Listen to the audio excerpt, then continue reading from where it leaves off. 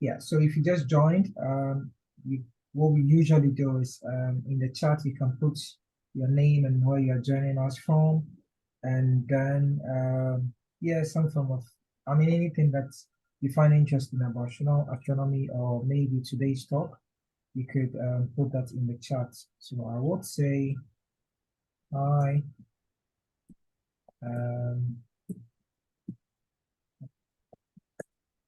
Solomon, and I'm joining from the UK.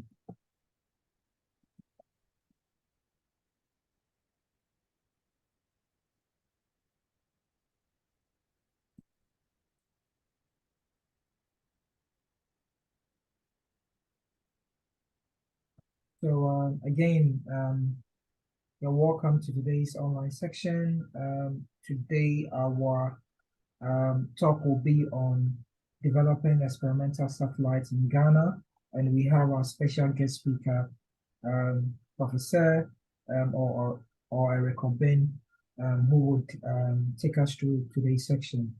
I think it's just 3 minutes past 5. We'll wait for a couple of minutes to get more people to join, and then we can start. However, if you're already on the section, you can go to the chat and then just tell us a little bit about yourself, just your name and where you're joining us from. And we will wait for a few more people to join. Thank you.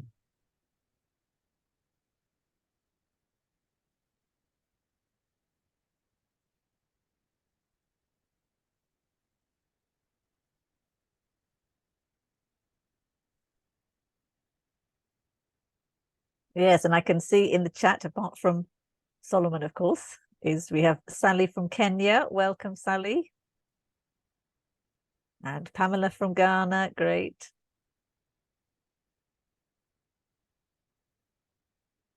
It's always, well, it's always interesting. All our attendees are interesting, but it is nice when sometimes we see people from outside Ghana, from some other interesting countries. But everybody is welcome.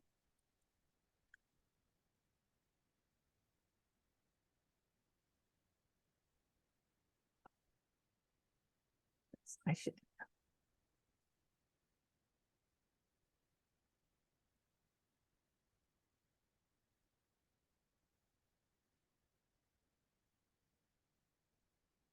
Yes.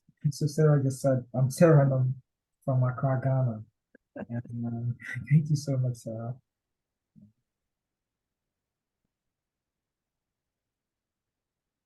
So whilst we wait, Sarah, so how's the weather like in Ghana today? Well, maybe you can tell from the light shining in. Today it's actually sunny. Because anyone else who's here certainly in Accra, it's just been miserable, rainy, grey and drizzly and dull. Oh, I see. But today it's sunny, so that's good. Okay. Right. I think I would say the same for here in Leeds. It's been sunny all day. Though I know it's been raining at some parts of South Leeds. So yeah. Okay, so I'll just go to the chat and check if people have. Yes, we've got in messages, yeah. So we have. Okay, so I'm happy to participate in this section from Ethiopia. I think that's Keba, Begna. Hope I pronounce your name right. And also we have a message from Samuel, who says, I'm from Cape Coast, nice to see you all. And also Kwame, and says, I'm Kwame and I'm joining from the USA. Great. Great. Thank you for joining.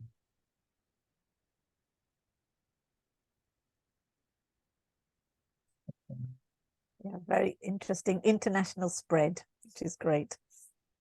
Yes. So maybe whilst we wait, Sarah, if you could do a few housekeeping stuff. I think yes. Yeah. Sorry. Yes. Yes. I was just about to say. So, thank you for the people who've introduced themselves in the chat. We do use the chat during the session You know, if you want to ask questions, you can put them in the chat. And so on. And sometimes, you know, we might have some kind of interactive quizzes and things. So, and just to basically say, you know, when you write in the chat, do take care to make sure your messages are, if I could say, family friendly. We have all sorts of different people joining us, as you can see, from different places. And we also have different age groups. Sometimes we have school students, and then we have all different ranges of ages. We have people from different countries, different cultures. So we want to make sure everyone feels comfortable to ask questions and interact. So yeah, so just to keep your comments family friendly and respectful of others. We would appreciate that. Thank you.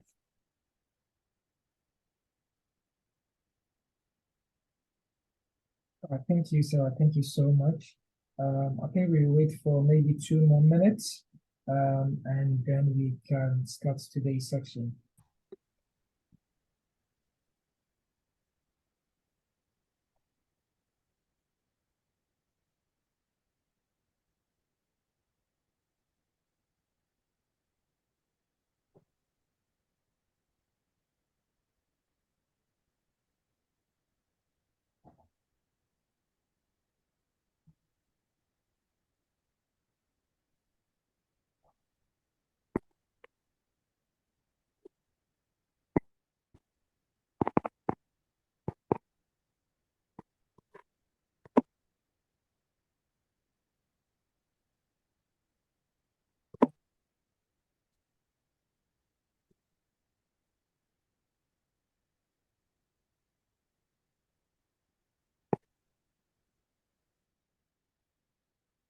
Okay, so I think we have a text from Celine. It says, hello. So hi, Celine. Thank you so much for joining.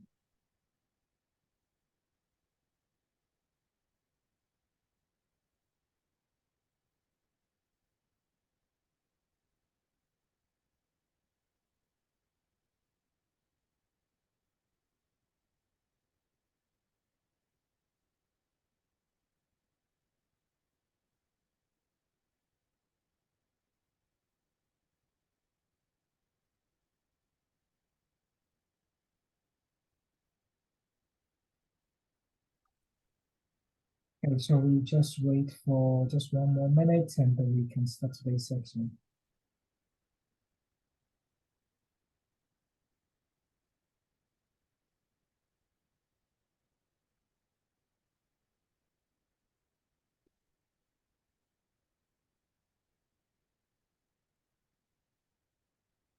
All right, I think we can start now. All right, Sarah? Yeah, I think that'd be great. Okay, so again, you are welcome to the month of August edition of our Everything Online Astronomy section. So hopefully you have joined in the past, but if you haven't, today's section will be on developing experimental satellites in Ghana. So we have a special guest, Eric Obeng, to take us through that. So he will tell you more about himself and also what experimental satellite in general is. So the Everything Astronomy Online section is a section where we talk about different themes in astronomy and sometimes space science like we are doing today. And we have had several people from different parts of the world give talks. More recently, we had Professor James Chibueze, who is at the South African University, and give a talk on radio telescope, which we have on our YouTube channel at the moment. However, we have had several other people join us and have this section. So today, like I said, we'll be talking about experimental satellites. But before we do, let me just quickly introduce the team for today. So I'm Solomon Apeke, and the founder and CEO of a young space startup called Xavier Space Solution in Ghana. And I just recently completed a master's in astronomy and astrophysics at the University of Leeds. To also hosting the section is Sarah Bochi Masters. who used to be the, well, still is the weekend's event coordinator at Ghana Planetarium, which is now relocating, but and she's also the head of the Echo STEM Edu Sports. So Sarah, if you could say hi. Hello, everybody. Okay, thank you. So yeah, thank you. So the section is sponsored and supported by the Ghana Planetarium, which is a place in Ghana. Well, so it has now moved, and we're still looking forward to relocating to a different place. However, its aim is to promote astronomy and space science, which is why we have today's section, and also supported by Xavier Space Solution, which is a startup company in Ghana, mainly focused on promoting space science and also building small satellites. So to get started, as you would know, usually we have different sections before we go to the main theme for today. And we will have Sarah tell us about the latest space news. Yeah, so Sarah, if you're ready. Yes, let me just share my screen. Probably put you as a spotlight. Oh, so Solomon, it's just I wanted to do that optimize for video. I think you have to. Yeah, I think you have yeah. to do something Yes. first. Just a minute. Yeah, I think we can do now. Okay. Thank you. Yes. Where am I? This one. Okay.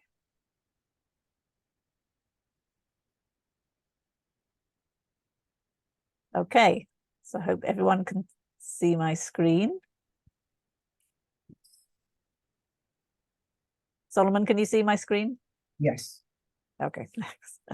Okay, so yes, normally in this section we talk about a few, different bits of astronomy news, recent things that are happening, but we felt a bit like really there's only one big news story this week or even this month, and that is India is on the moon.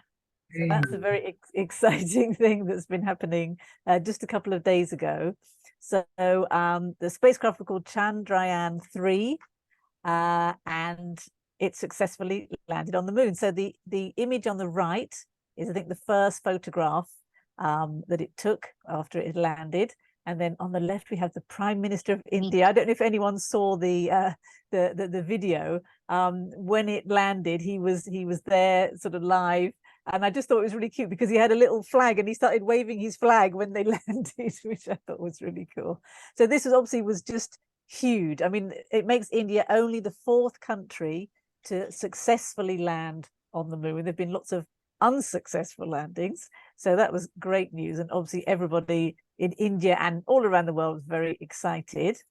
So this was like the journey. This was the launch, which was over a month ago. It was actually quite a long journey, as you can see on the image on the right. It wasn't like a direct trip from the Earth to moon. They did many orbits around the Earth and then quite a few orbits around the moon before it was ready to land. So here is a little video. So what happened when it landed? So the lander is called, sorry, hang on, that's a bit loud, I think.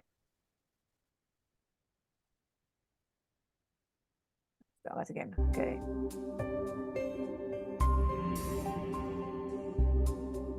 So the lander landed, and then there's a little rover that came out. Here it comes.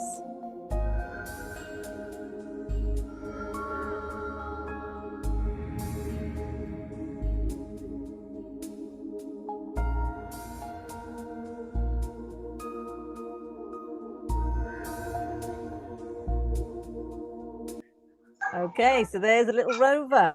I thought it was very cute. Sorry, no, it just repeats now. So it's quite small. It's just a small rover, and it'll be active for about 14 days. And it's got various instruments on board to analyze the rocks and the chemical composition of the surface. So yeah, it's all very exciting. There he goes again.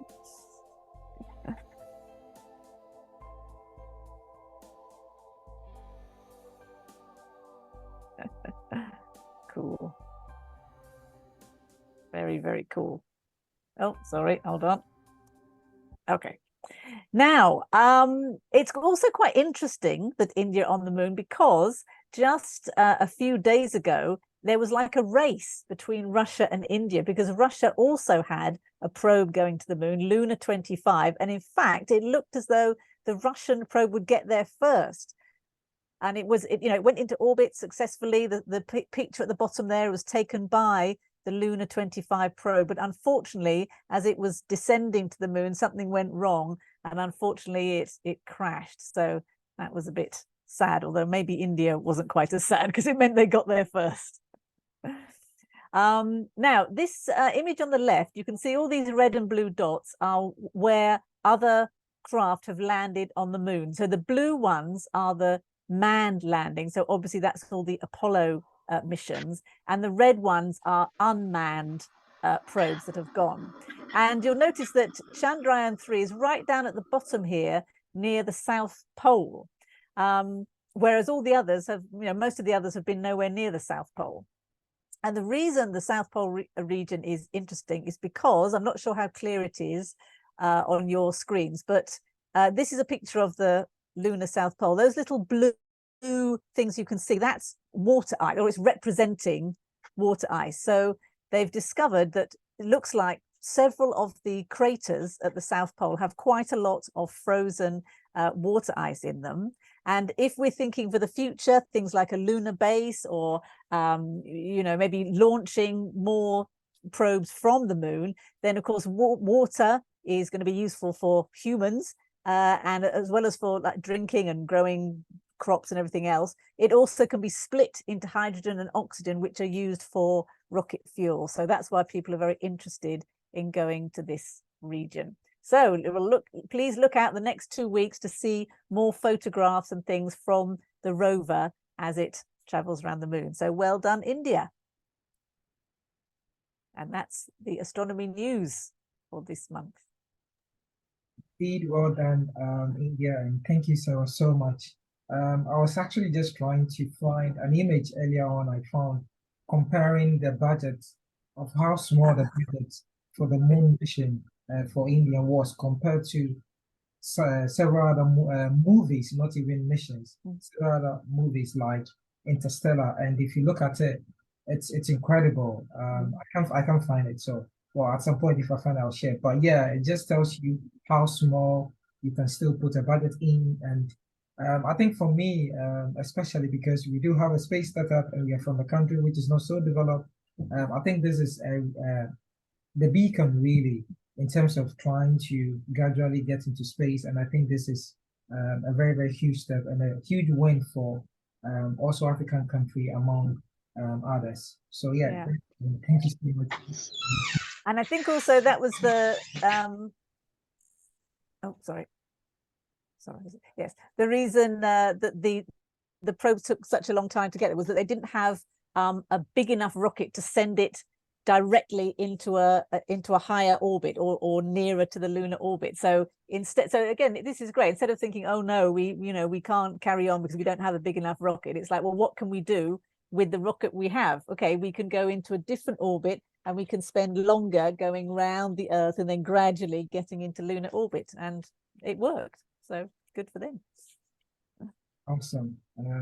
Thank you so much. So I will just get back. I think we can proceed. Sarah, thank you. Let me just get my slide back quickly, and please let me know if you can see my screen now.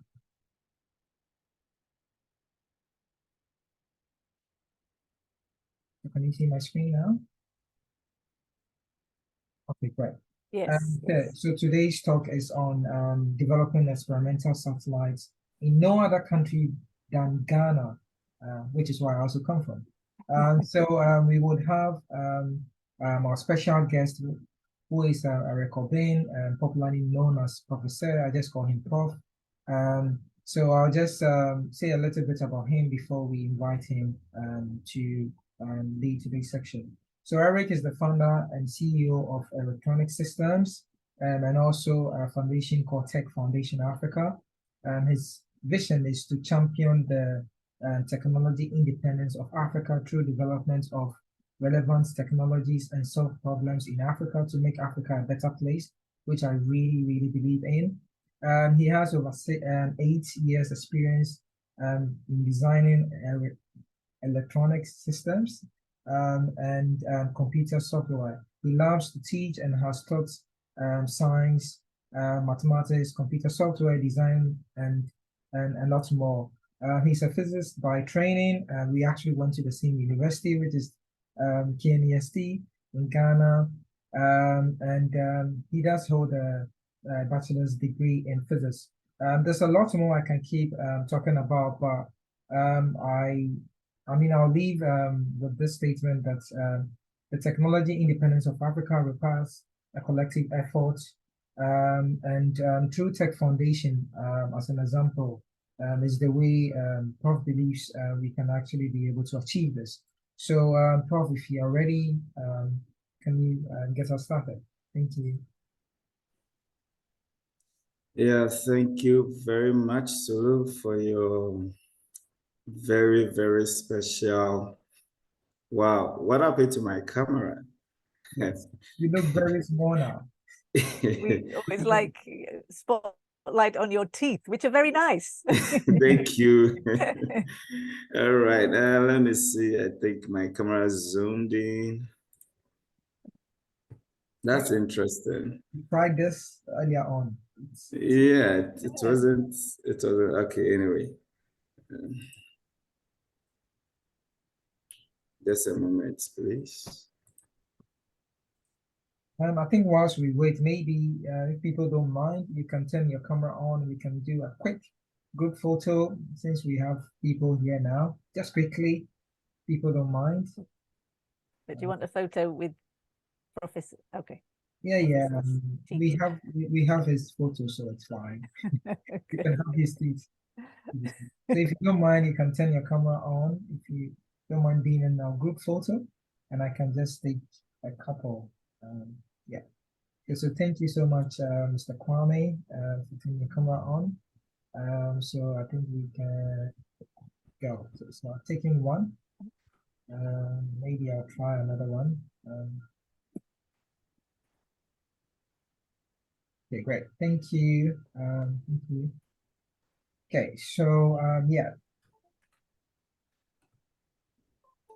Yes. All right. Okay, so I think I'm good.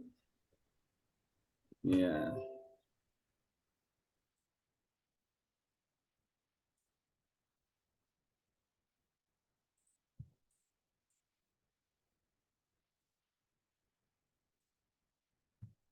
Okay, so I would like to thank you for having me on this platform. Once again, I am Eric Obeng, popularly known as Profesir, and everything he said was right, except that we went to the same school together. That was not true.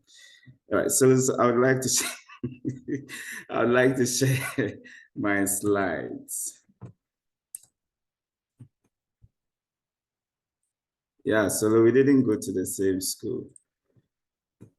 You went to KNUST. I went to the Department of Physics. All right. I don't even know what that means.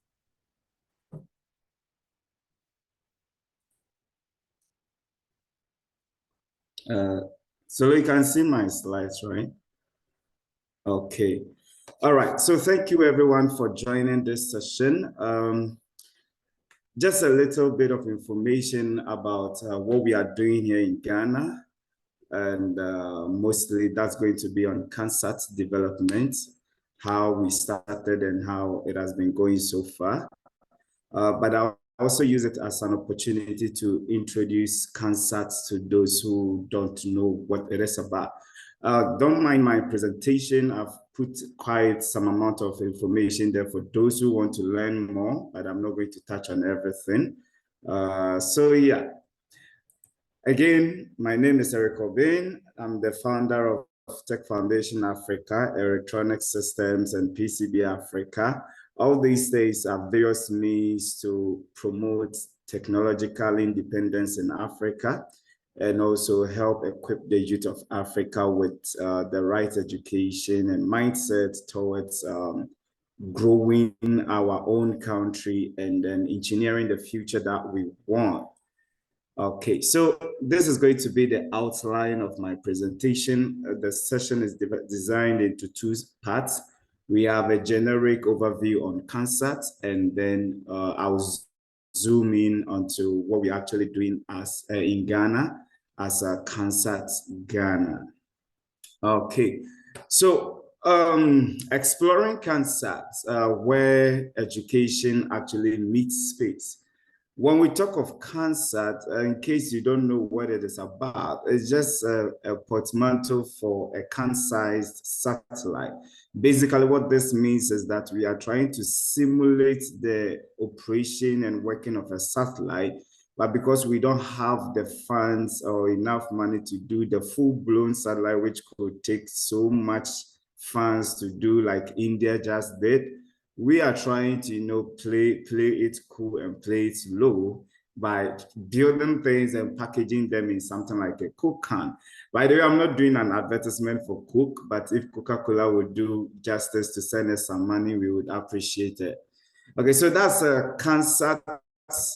It's basically for educational purpose. Okay, so per the standards, you should, actually, I think there are two standards that I know of. One is the dimensions of a soda can, and there is another one which is quite bigger than this one. But basically, what we are doing right now is about the size of the soda can. Now, why do we choose this? We choose this because it is a very cost-effective way of training students in the field of engineering, space science, and also satellite design. We get to putting the concept without spending so much in its implementation. Now, one of the things that we designed these CanSats to do is perform activities like atmospheric recording and measuring atmospheric parameters, right? Like temperature, humidity, barometric pressure, and all these things, okay? And then in the end, we set what we call scientific goals that we try to interpret this data to match or come up with some deductions or something, okay? Now, every basic CanSat or a CanSat has some basic components. Now, typically you have sensors that we usually classify as your payload. The sensors could be things measuring temperature, ozone levels, carbon dioxide concentrations. I mean, anything that is of interest, you can mount that sensor on the CanSat and rest assured you will get it recording from that sensor. Now, these sensors are usually controlled by microcontrollers, which are just miniature computers on a chip. Then we have communication systems. Now, when we deploy the CanSat, we also want to be able to record or read the data it is recording in the atmosphere while on the ground. So we call something the ground station. So the ground station is supposed to be able to communicate with the launched CanSat, okay? And we do that through the communication systems. And usually it's RF, radio frequencies, LoRa, and those kind of stuff. Then, of course, it's an electronic system, so it needs power supplies. And then depending on the purpose of the launch, we could actually have some miniature scientific instrument doing more than just picking weather information, okay, yeah.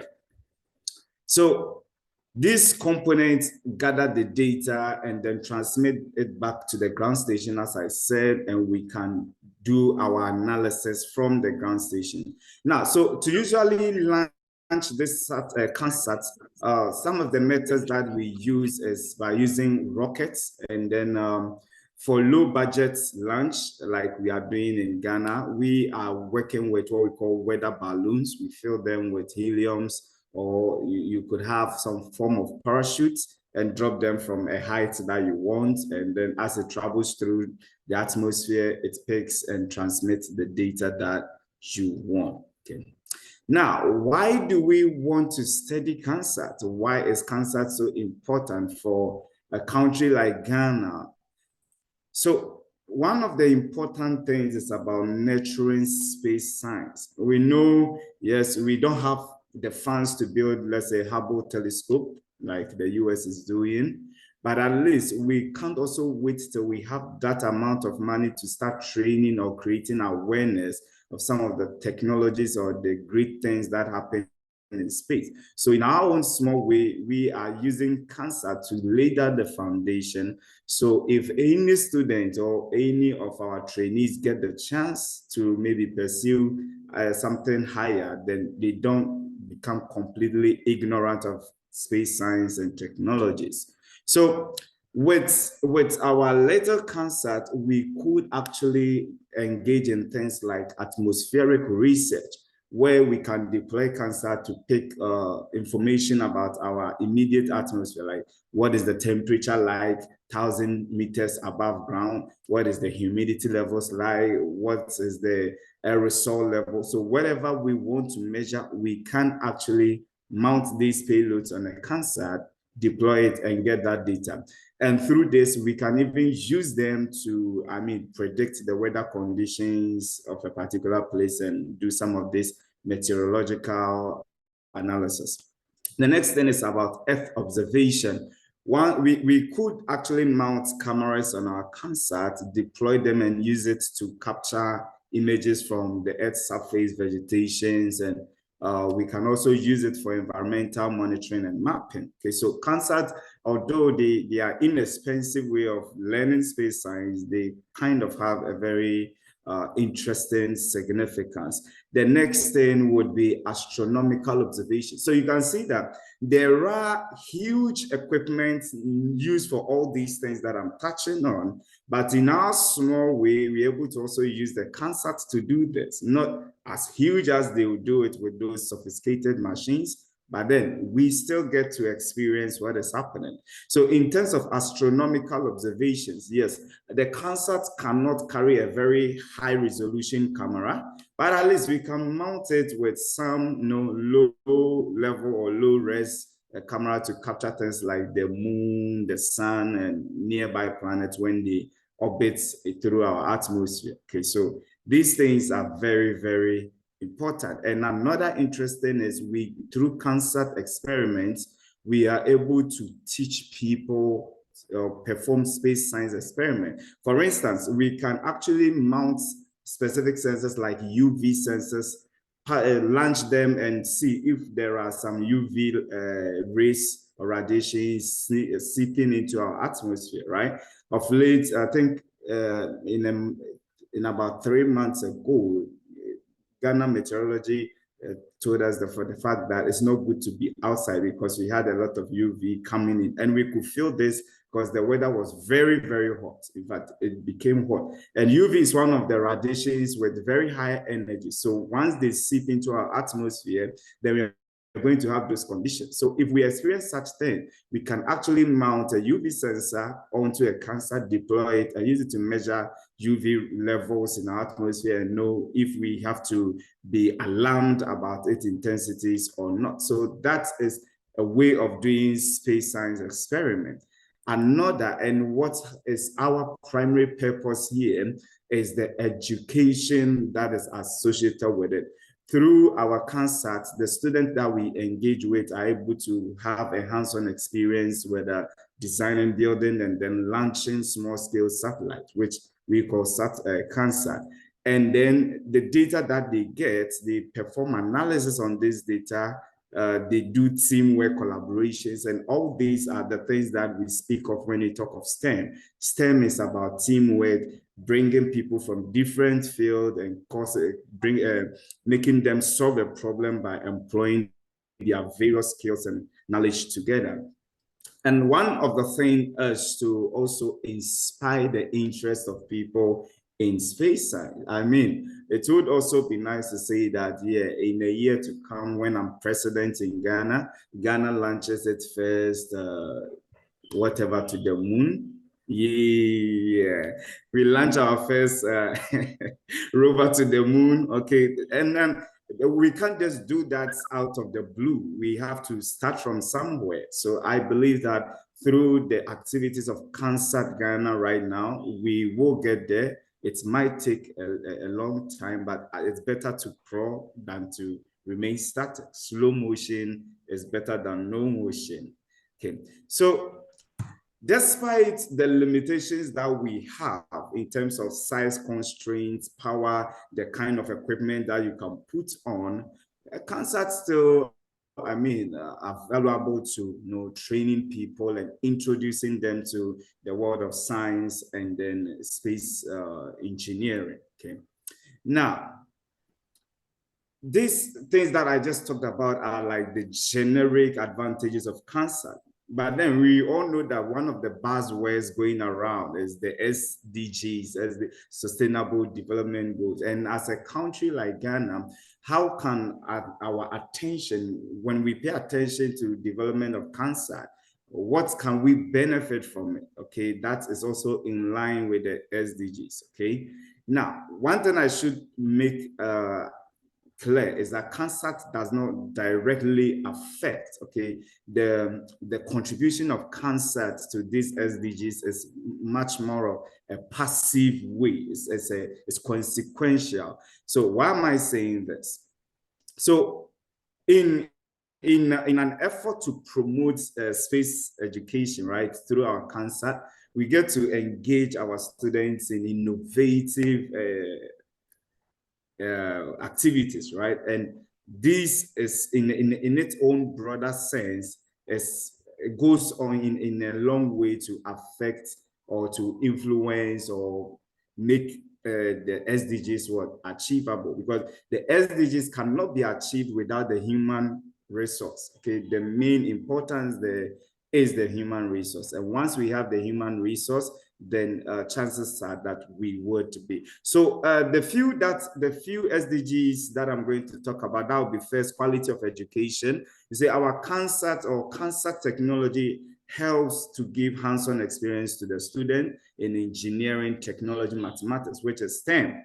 Okay, and by our CanSat project, we're able to engage them in the practical skills. So it's not like you learn your theories and that is all. No, you get the chance to practice what you are doing. The problem, we promote, we engage them in problem solving abilities. And also, since they are doing something and seeing the effect, it also boosts their passion to learn more. And as we know, education is key to anything that we want to do. Now, the SDG point 9, which talks about industry, innovation, and infrastructure, I think the CanSat also helps us, because the projects that we do encourages innovation and creativity, as I said. And you see, we said that the CanSat has a limited resource. So if you are able to create things out of limited resources, in a way, you are honing your creativity and your innovative thinking, which means that when you finally get the chance to get the things you want, you can also translate that knowledge or skill to do something awesome. Okay. So our space and aerospace related engineering fields are going to benefit from this. Another thing will be the partnerships that they require to achieve the goals of the SDGs.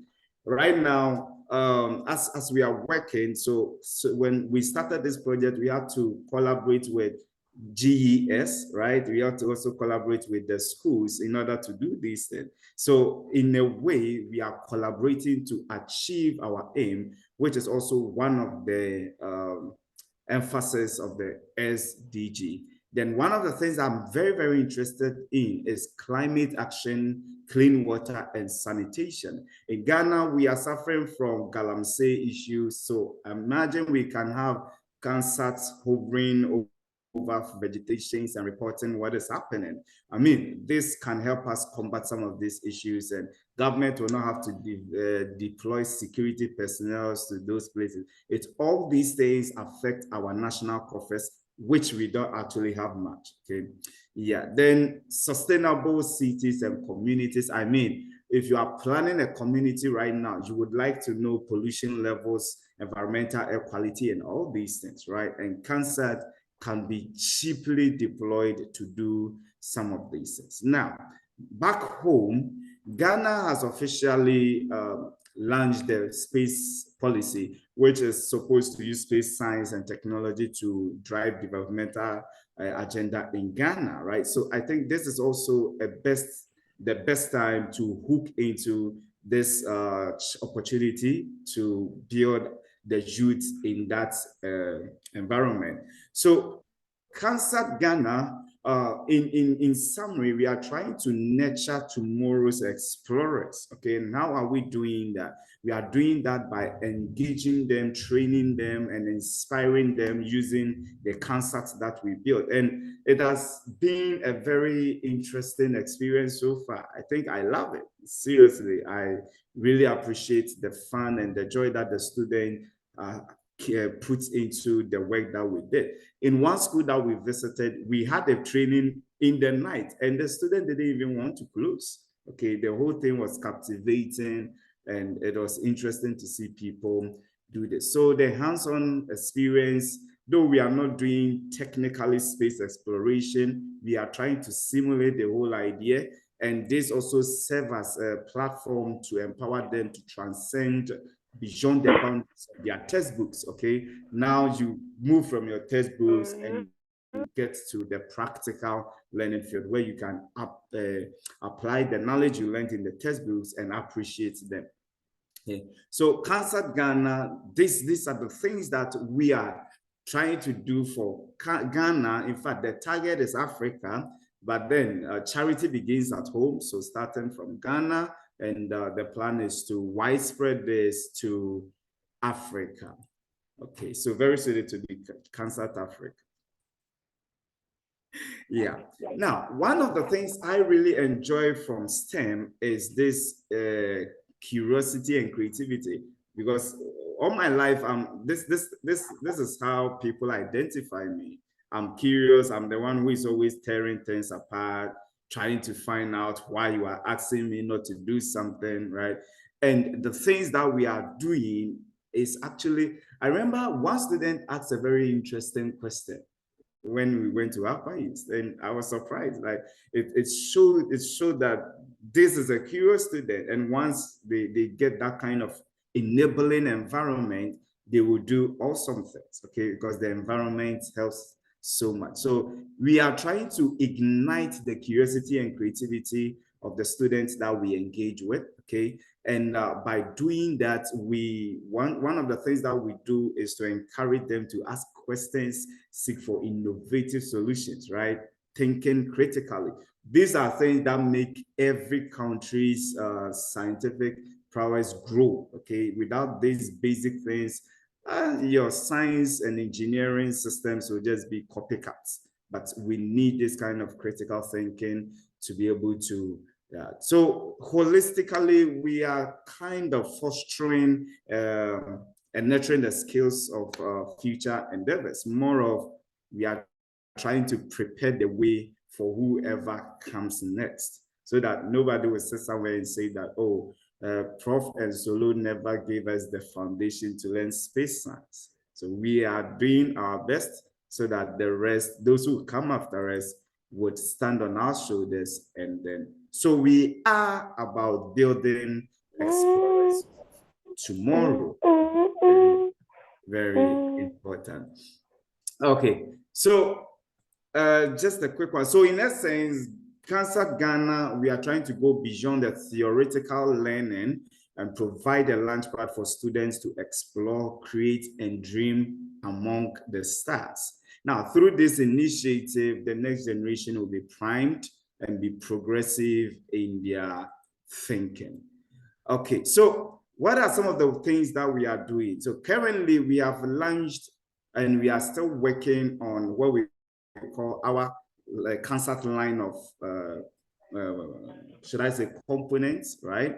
So first, we call them Nyarkoa anyway. In case you are not a Ghanaian, Nyarkoa is a female name which actually is a symbol or has a symbolic of a dove, right? And since the CanSat flies, yeah, we just want to associate with it with a bird, and that's why we call it Nyarkoa. So we already have our own microcontrollers, and we are still designing more technologies to boost the CanSat space in Ghana.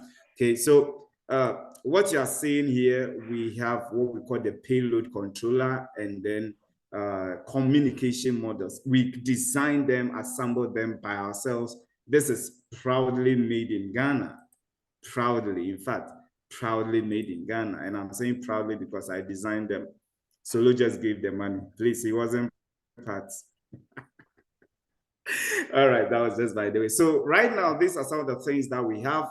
Our communication module is powered by an ESP microcontroller. It has the ability to locally store the data on an SD card or transmit it via LoRa network to a ground station. So this is the top part, this is the bottom side. Then this is the payload. The payload is basically an Arduino Uno, those of you who deal in microcontrollers, right? So it's basically using the same microcontroller and Arduino, which is Atmega 328, right? So if you know how to use Arduino Uno, you can easily use our payload. The same way, if you know how to use ESP, you can easily use our COM module. We have our battery management system. We have the payload shield. So this payload shield attaches to the payload. That's where you put your circuits, okay? So in order not to destroy this part is very expensive. This part you can easily dispose it and get a new one. So it's the shield and very less expensive. Then, because we are using the balloon mechanism, we also created an ejector mechanism, which uses what do we call it? An electromagnet to release the balloon, right? Yeah, so these are some of the things that we have. And of course, we also have GPS and buzzer on the system. Now, right now in Ghana, we are embarking on a project to train. We call it the Ghana CanSat Elementary Campaign.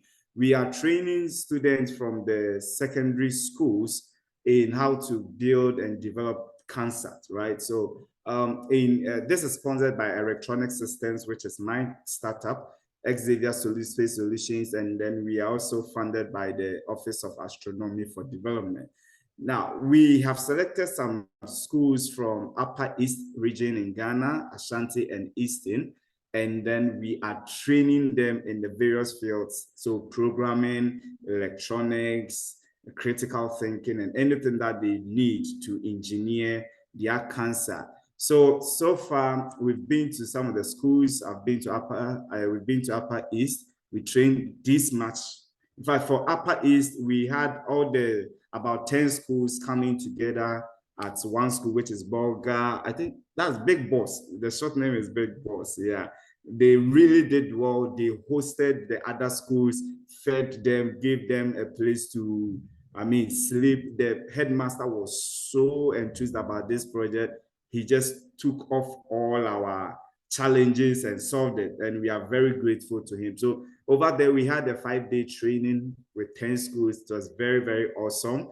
Their STEM coordinator was with us throughout all the time. And it was quite interesting how they were so happy to have a training program like that. Here, we visited Okiapimai, which is also an SHS in Eastern region, Ghana. This school, oh God, they were so amazed. This is the school that we actually have to do our training in the night because there was light out in the daytime. Okay, we had a very awesome session. Kudos to the teachers over there. I feel Kobe, the reigning school in Ghana right now, the engineering SHS in Ghana right now. Yeah, we had another awesome time. In fact, I can't name all the schools that we visited. This is MTI. This is a technical school. The teachers are so passionate about it. You see, so I realized that the students and the teachers actually need this training, just that they are not getting the chance. So those who really appreciate it, they are always welcoming us to do this job, okay? And this project is actually being pushed by a very great team, myself and this gentleman and fantastic women. In fact, we hope by the next 2 to 3 years, not only Ghana would catch on, but at least every place in West Africa would actually receive these things that we are doing. So that is just the little I have for you today about CanSat Ghana and what we are doing. So thank you for your audience, and thank you for having me. That's brilliant. Thank you so much, Prof. I don't know what to say. I think I've lost of words. So maybe whilst I put myself together, Sarah, you could maybe summarize in a way. Yeah. Okay. Thank you. Yes, thank you, Eric. Actually, I just wanted to say that as most, well, people who come to our sessions will know, I'm more on the astronomy side. I am not that much into electronics and all this sort of thing, but I actually attended one of Eric's kind of webinars a while ago, and I just remember then just being so blown away, as I'm sure you have. What I love about Eric is he is a fantastic communicator. He explains everything very well, but you totally know that everything he says is really grounded in practical knowledge and practical experience. You know, he's someone that he's not just talking the theory, he really knows what he's doing. And as you can see, I mean, to the extent where, please, I hope everyone realized he has designed satellite, what do I call them? Microcontrollers for real satellite systems. Those have been designed by him and his team right here. I mean, that's just brilliant. I mean, I think that's amazing, because certainly for me, when you hear about satellites, you just think about, oh, they're those things, they're up in space, and you think it's like another world. How can we ever get there? But I think what this team and what this project is showing is, you know, like he said, these are the steps to get there, because you can't just do it straight away. You can't just put a satellite into space. You have to learn the basics, the foundations, and this is how they're doing it step by step. So I think it's absolutely wonderful. Hurrah. Thank you so much, Sarah. Thank you. So I would just like to say that I think the specific point would be to thank the OAD so much for having to sponsor this campaign, and also having people like Prof on the team, and I think all the other team members to help this. And on the point of the Sustainable Development Goals, I should say that because of the work we are doing, which is wonderful, as you can tell from Prof's presentation. So the Office for Outer Space Development, so the United Nations Office for Outer Space, so there's a conference in Baku in Azerbaijan next month, and we did send an abstract in for what we are doing with experimental satellite in Ghana, and this has been accepted, which we are going to make a huge presentation just to show the world really how we are helping with promoting space in Ghana. So there's a link I've put in the chat, which you can check, and you can follow us. I think I'll be able to share with you, or maybe send the social media link so that you can follow. And just quickly to end, so that we can take questions from people. I would like to say, if you're from any other African country or even any part of the world, and you're interested in not just supporting or maybe having this campaign also run in your country, you can reach out to us, which we are going to share our emails and stuff, and then we can get this done, because the dream is to get Africa to take part in, I mean, this whole thing we are doing. So yeah, I would say thank you so much, Prof, again, and let's check if we have any questions. All right, so someone says, what are some of the sensors you build, and how do you control how high the CanSat can go? Okay, so should I respond to that? Yes, please. Yes, Prof, if you... Okay, all right. So is it basically what we are providing is what we call the CanSat shell, because we don't want to put on everything for the user, right? We are just providing the base mechanism that you require so that you, the user, can focus on your payload. So every CanSat launch depends on the mission that they are trying to achieve. So if the mission is to record temperature and let's say humidity, then those are the sensors they are going to put on board, right? But we from CanSat, we are trying to give you the shell so that you can just focus on your payload, which could be anything that you want. Okay. Now about controlling the height.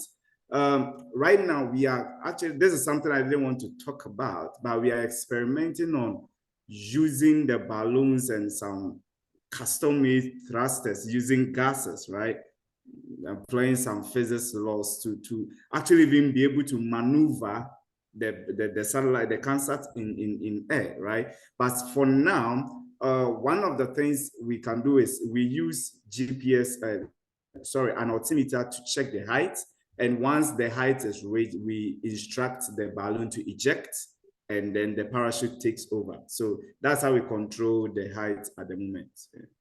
So I can maybe more specifically, I think for the elementary campaign, it's supposed to go to some altitude. So say 400 meters, 500 meters of the surface of the ground, and then we can use that. So usually CanSat application, like Prof said, will depend on what maybe the organizers want the mission to be for how high you can go. But yeah, their customization, which means you can go as high as you want. Thank you, Prof. There's another question from I think Holly, and it says, "Thanks for opening the eyes of what is happening in the country. When are you visiting schools in Central Region, specifically Kaswa?" I think this way you can answer. Yes, So I should answer this question. Well, actually, I don't know. I think the school's coordinator, who is Daniel. Well, Daniel, are you there and are you able to talk? But anyway, the plan was to target schools in Greater Accra and Ashanti region. But as you would have known from Prof's presentation, we decided to do Upper West too. For Central region, we only had one school, which meant that if we needed to go there, it would just be one school, and we're hoping to have a bit more school. So what the plan would be, I think next year we would want to extend to some other regions, or actually the whole country, if we can get a big funding to do that. So Kaswa, let's say we would visit you guys next year. Oh yeah, fingers crossed.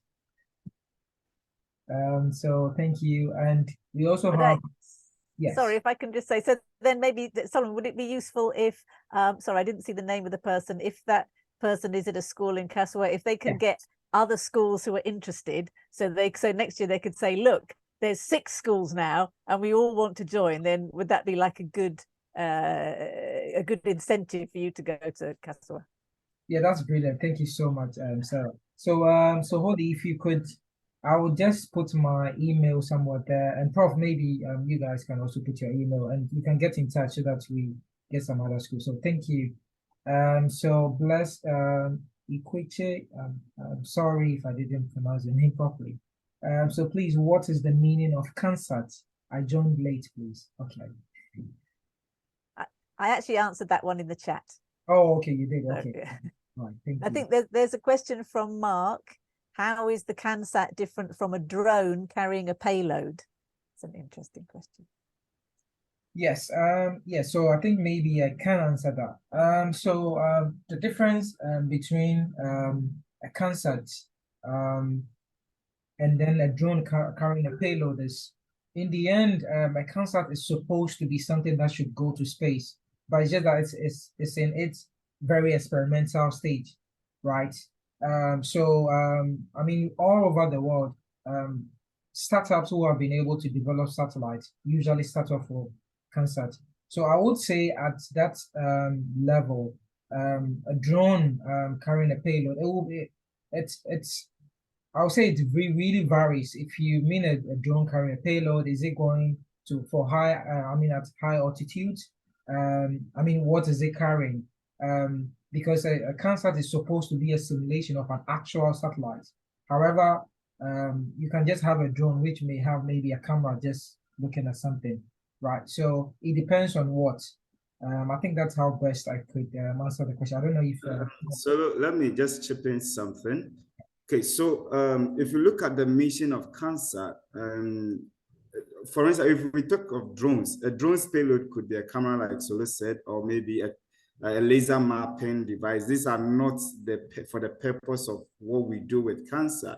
And besides, I don't think even deploying weather stations on the drone will be a good thing, because the drone will end up interfering with the environment. The fans are going to whirl the wind around. So if you are measuring pressure, for instance, the fans of the drone is going to affect your reading, right? So there is a place for CanSat and there is a place for drone. You can't use drones for CanSat. I don't think that would be a very good idea. All those vibrations going on, yeah. Yeah. I should also just quickly add that some people have used drone to just be like the launch deployments. So not like the sensors are on the drone, but you can use the drone to send the CanSat at a high altitude and let go of it or drop the CanSat and then it comes out with its parachute. Yeah, so there has been those applications. Just to say, yeah. All right, Sarah, any more questions? I'm also checking anyway. Okay, yeah. So Kaba says, is it possible to share your email? Yes, I think yeah, we can share that. Are you going to? I just keep missing the question. What's that? Okay, Sarah, it's for mine. It's frozen. Can you? I don't know if you can say. I can't scroll. Okay, there is a question from Jafar, but I'm not, so it says, are you going to develop your own satellite named CanSats? But I think maybe there's a little Yeah, maybe there. yeah, maybe I can answer. So the end is, well, I'm just going to answer and then hopefully it answers your question. So the idea is CanSat is the most simplest or the simplest form you can have a satellite, an actual space satellite. So the plan for X Space Solution, which is a space startup anyway, is that we would start off from these experimental satellites, go to prototype CubeSats, and then from there we go to commercial satellites, which are satellites that go to space. So that is in terms of the progressive path you can actually move from CubeSats, from CanSat, CubeSat, actual CubeSat, and then things that we usually go to space. So that's how it goes. This is something that's all over the world. Startups have started from and then ended up with those. So this is something we know works, and that's the fact it follows. Hopefully, it answers the question. Okay. Sarah, any questions? I think I have one more question. Yeah. Yes, I can see another one from Mark. How do you currently launch the CanSat? Prof, or I should go. Yeah, so so the plan for these CanSats would be for us to use balloons. So I think those are balloons of so usual balloons for their weather satellites. That's the balloons we are going to use for. And like I said, the altitude we are hoping to get to not too high. I don't think we even reach a kilometer because that would be too high. So we move. So and also because it's student applications, we will go to. I think the aim will be to get to about 500 meters off the surface of the ground. That's what we do. So we use the balloons, and like Prof said, the CanSat models we have developed has an ejector system that is able to eject when we get to those altitude using an altimeter, of course. So yes. I don't know if Gilbert wants to answer, ask a question. Gilbert, do you have a question? Okay. All right, Sarah, any questions? Any more questions? Yes, another one from Mark. How long do your batteries last? And oh, well, he asked at what altitude, but you've already said about the altitude. Oh, hold on. How long do your batteries last? So this is this is slightly related to the mission we want. I think for the elementary campaign, the mission goal is to have the CanSat to be in the air for at least, I think about, so not so long, about 5 minutes. So the batteries that we use, I think we use, Prof, 9-volt batteries, right? No, we are using 16450. So Okay. it's we have two 3.7 alkaline batteries, lithium ion batteries. I think each is 2000 milliamp hour. Yes, we are yet to get the total consumption, and of course, because of the variability in the payload, it will also affect how long it will stay. It will depend on your payload too. So, yeah, we are yet to know how much our shell would consume. Then we can factor in the payload that the person is building. Yeah. However, I think it's key to add that.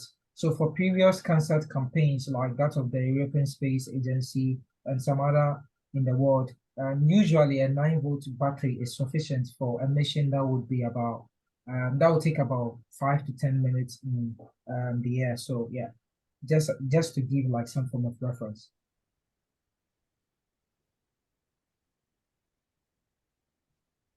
Okay, Sarah, if there are no questions, I'll just quickly like to ask one question. Yes, yeah. So I think, Prof, maybe if you could tell us what stage of the competition we are in at the moment, because I think you did mention that this year we are running the campaign, but maybe a bit more detail about what we have done already, what we are yet to do, so that people can look forward to some other parts of the campaign, and if, for example, people want to join. Okay, so we divided the whole campaign into 3 phases. The first phase was to visit the schools, introduce them to, and the CanSat Ghana thing, and then also train them, right? Now, the second phase is where they begin to practice the things that we have actually done. That's what they are doing right now. Okay, so the last phase is when we deliver the CanSat, then they build their own payloads and their versions of the CanSat. Okay, then we would have the final, what do you call it, the launch and everything, where they display and present their CanSat, the CanSat that they have built, yes. And whoever wins gets something nice. Great. So thank you so much, Prof. Because of our time, I'll just like to quickly say maybe we will go on with the other part of our sections, and maybe at the end, if people want to stay and ask more questions, people can do so. So again, Prof, thank you so much. Thank you so much, CanSat Ghana team. And Sarah, if you're ready, we could do what's visible in the night sky. Okay, yes, let me just share my screen.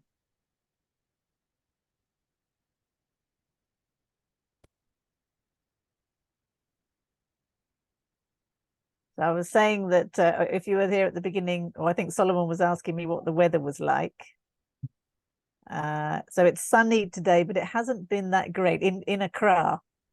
So if you're in any other part of Ghana, it may be different. So I have to say most of the month, when I look at the night sky, it's just, you don't see it. It's like this.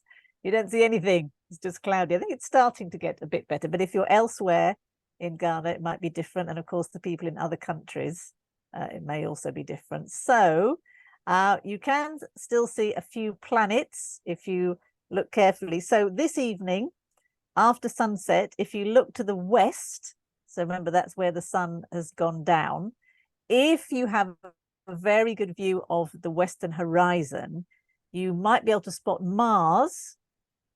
So yes, you can see Mars with your naked eye. It is distinctly reddish, but it is quite low down. And then Mercury, as you can see, is very low down. I think you'd have to be very lucky to see that. But Mars and Mercury are visible there in the west. And then if you turn around to the east, Saturn is now coming up just after sunset. So Saturn is rising in the east, so it will be visible all night going across the sky. Mars and Mercury are setting. So very soon after sunset, they'll have disappeared. And then a bit later, I don't know if it's very clear on the left-hand side. So Jupiter also rises, but not till after about 10:30. So if you're up very late at night, you might be able to see Jupiter and then Saturn much higher. And then if you stay up even later, or if you're an early riser, Venus now is a dawn object. For most of the year, we've been seeing it in the evening. You know, Venus, people call it the evening star or the morning star, because that's when you see it. So now it's just becoming a morning object. Now tomorrow, tomorrow is the 27th.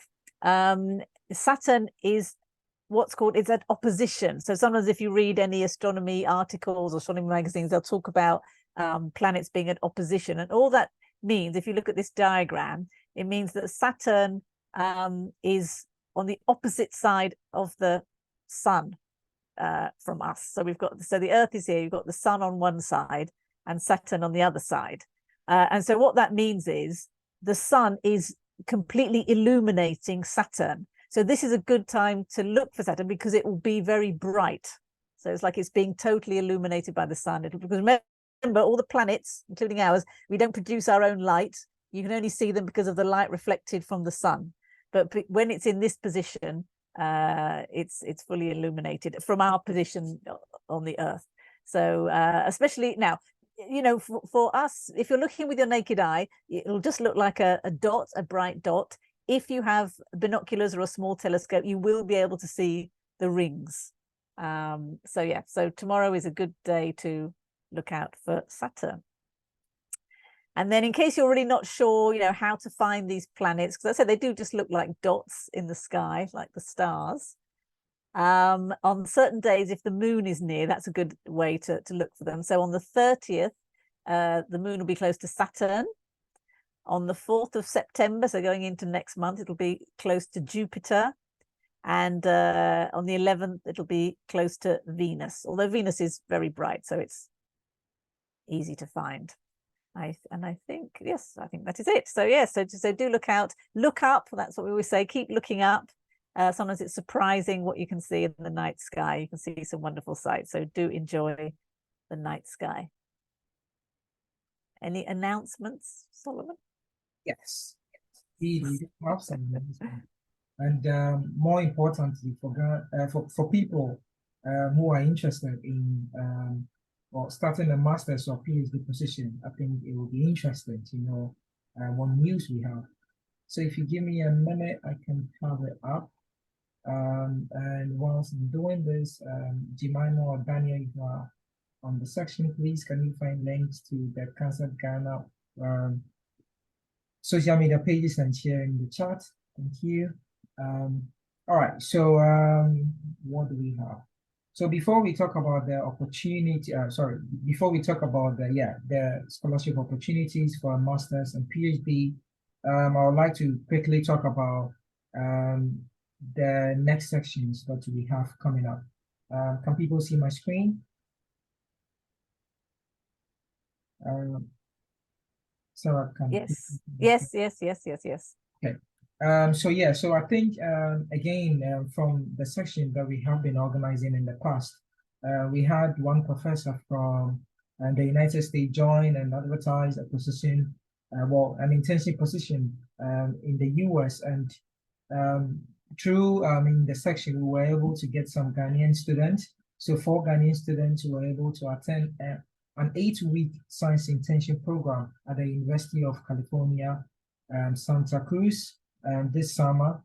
And then we have these students back in Ghana now, and they would like to tell us all about how the internship was, what they learned, and how they were able to work with real research projects using science data. So we have these students coming up, and Sarah wants to say something. Sorry, I just wanted to say, yes, hopefully they will be speaking next month. It's not entirely definitely confirmed, but I actually think I'm going to put someone on the spot. Pamela, I think Pamela is here. And Pamela, I think you were one of the students. Is that right? Yeah. Yes. Fantastic. So I know that you know about this idea, but we haven't yet really discussed it. So I hope it's okay to announce it, even though it's maybe not 100% confirmed yet. Yeah. I think we'll do it in September. I would have to ask the other girls. Okay. So Fantastic. Now, I know well, hopefully if it happens next month, we'll find out all the details, but just wanted to say, maybe just in a sentence, how was the experience? Maybe in just one sentence. It was wonderful. Like, we never expected it to be that great. So I think it Wow. was worth it. Brilliant. That's great to hear. So yes, let's hope we can organize that for next month. It'll be wonderful to hear what you all got up to. Great. Thank you, Pamela. Yeah. Thank you. So we would have the girls talk to us about that. And also I think coming up we would have a section about some interesting space and astronomy programs that people can join, and we will have somebody from Portugal talking about this. I think that will be in October. Again, if you like to join the CanSat Ghana project, like I think we have already talked about what is already going on, but if you'd like to join, please send us an email. You can find more details using the webpage I shared in the page. So if you like to, be an astronomer or do something professional in astronomy, to be specific, do a master's by research or a PhD position, there is a PhD scholarship at the College of Science, Engineering and Technology at the University of South Africa, which Prof. James Chibueze is at. And I think we will send more details in terms of how you can apply and all that to the main list of people who sign up for today's section, so that you can do that. And also there's also an MSc and PhD position, which is more related to something called the SKA, which is for the Square Kilometer Array. So this is a project where you have different radio telescopes of different countries being able to combine and to be able to get high resolution images of things in the night sky. And it's something that I should say it's supposed to, its goal is to help promote radio astronomy in Africa. So it will be interesting to have people, it will be worth having people from Africa applying for this. So the deadline is on the 15th, so I guess we still have some more time, again at the same university, and we are going to send those details shortly. Just finally to say, if you'd like to contact us in any way, you can send an email to Sarah, whose email is here, or go to xavierspacesolutions.com, and you can find more details about, I think more specifically, CanSat Ghana also. And Ghana Planetarium is also on YouTube, which is where we are going to send this recording to, and also on Twitter at Ghana Planetarium. Also, Xavier Space Solution is on social media as X Space Solutions, on LinkedIn, on Instagram, and all the other social media pages. And also the same for CanSat Ghana. I think the name is CanSat Ghana, also on LinkedIn, Instagram, and all the other social media pages. And more importantly, Prof, would you like to share with us your webpage and also social media handles so that people can follow you quickly? All right, thank you very much. If you want to, on LinkedIn, Facebook, it's Erictronics. On Twitter too, I think Erictronics GH. Yeah, so just that. You can also access good trainings in most tech fields like programming, electronics on our Tech Foundation YouTube platform. Okay, so if you want to learn more in electronics and programming, in fact, I would just share the link. So check it before you go. Yeah. Yes. All right. Thank you so much. And I think that is where we will end today's section. I'll just stop